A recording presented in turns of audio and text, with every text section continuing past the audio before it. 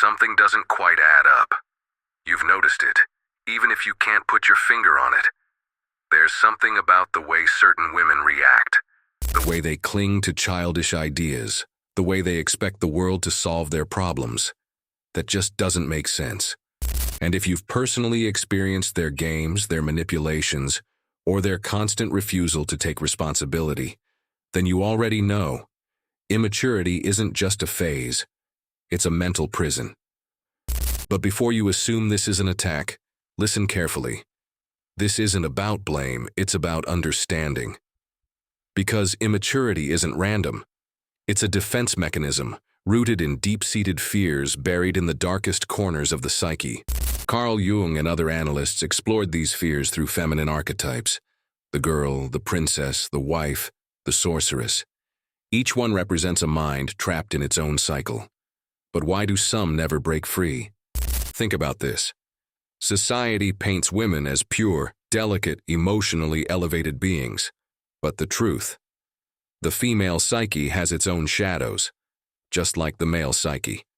The only difference is that these shadows are often masked as sweetness, fragility, or innocent play.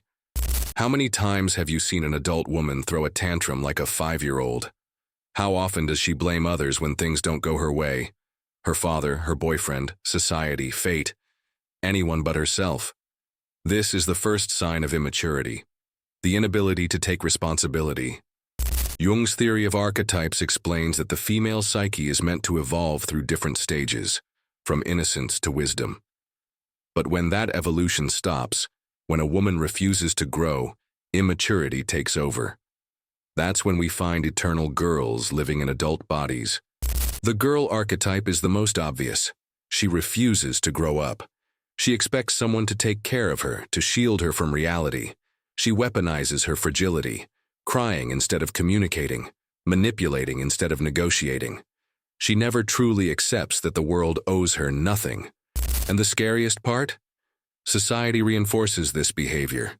Women are told it's okay to be delicate, to seek rescue. But when reality strikes, they're left unprepared. Then there's the princess archetype, even more dangerous.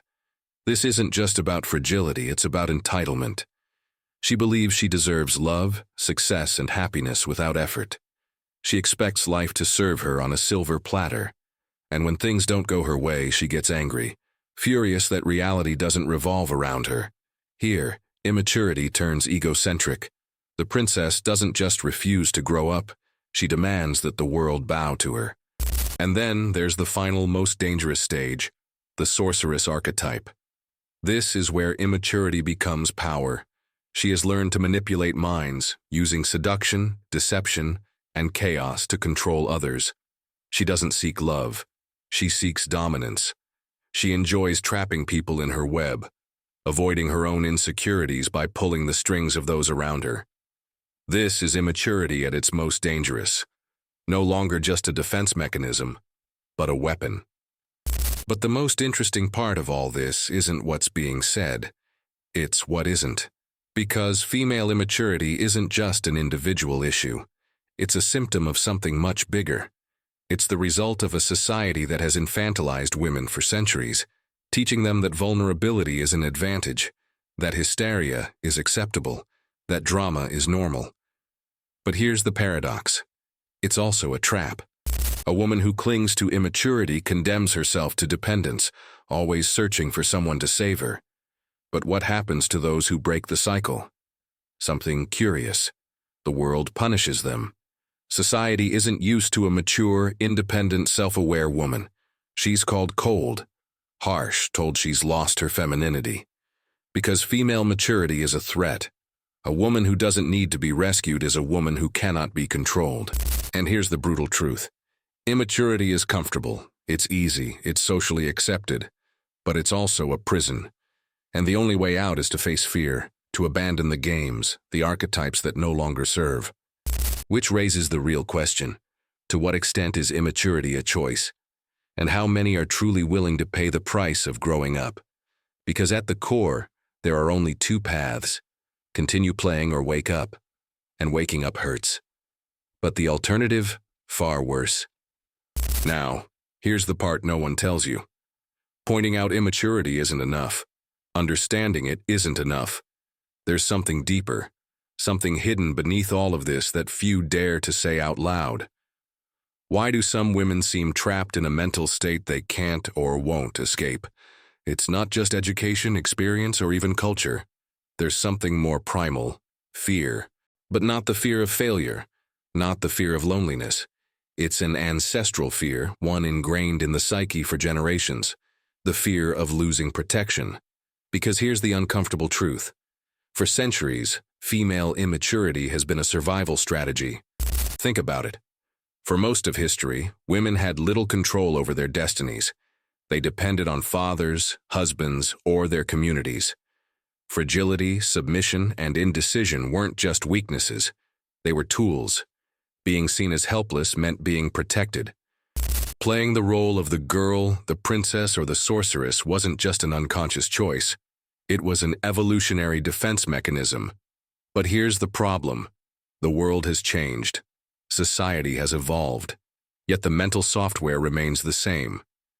The script that once ensured survival is still running, even though it no longer makes sense. And that's why so many remain trapped in emotional childhood. Because deep down, growing up means giving up protection. It means accepting that no one is coming to save you.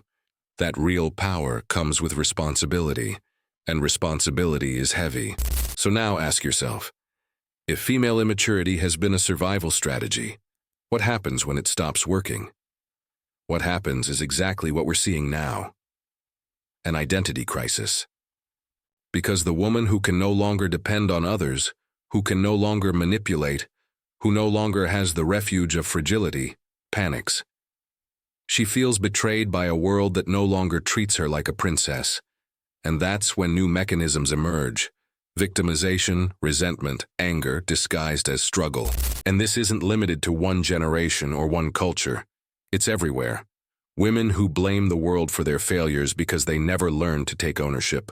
Women who see maturity as a patriarchal imposition because immaturity was their refuge. Women who seek authority figures to replace their fathers instead of becoming their own authority. And no, this isn't entirely their fault. It's the result of centuries of conditioning. But here's the real question. Who has the courage to break this cycle? Because breaking it isn't easy. It means letting go of the inner girl who made you feel special. It means allowing the princess who expected to be saved to disappear. It means abandoning the sorceress who manipulated without guilt. It means starting over, standing bare before reality, without masks, without games. And that is terrifying, because there is no worse feeling than realizing the world is not here to cater to you. So you have a choice. You can continue playing the role you inherited. You can keep acting as if life owes you something, as if destiny is in your debt. You can cling to a fragility that no longer protects you. Or you can face who you really are. But if you choose to mature, be prepared. Because maturity is not a reward. It's a burden. The burden of knowing that no one else is to blame, that no one else owes you anything, that every choice is yours and yours alone.